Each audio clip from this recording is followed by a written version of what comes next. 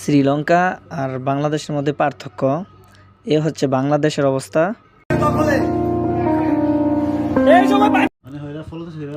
এবার হচ্ছে শ্রীলঙ্কার অবস্থা। শ্রীলঙ্কার অবস্থা দেখুন। বন্ধু বান্ধব নিয়ে ঘুরতে যাচ্ছেন ভবনটিতে, তুলছেন ছবি। আর যারা ঠাঁই গেড়েছেন প্রেসিডেন্ট ভবনে, রাজকীয় জীবনযাপন উপভোগ করছেন তারা। মন চাইলেই ঝাঁপ দিচ্ছেন প্রেসিডেন্টের সুইমিং পুলে, কেউ বা আবার নরম বিছানায় গা এলিয়ে আরাম করায় ব্যস্ত। সেম টু সেম শ্রীলঙ্কা আর বাংলাদেশ। শ্রীলঙ্কার সরকারের পতন আর বাংলাদেশ সরকারের পতন সেম টু সেম।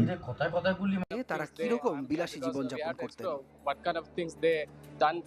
প্রেসিডেন্ট ও প্রধানমন্ত্রীর পদত্যাগপত্র জমা না দেয়া পর্যন্ত প্রেসিডেন্টের বাসভবন না ছাড়ার সিদ্ধান্তে অটল রয়েছেন বিক্ষোভকারীরা। আমরা তাদের আগেও বিশ্বাস করছিলাম।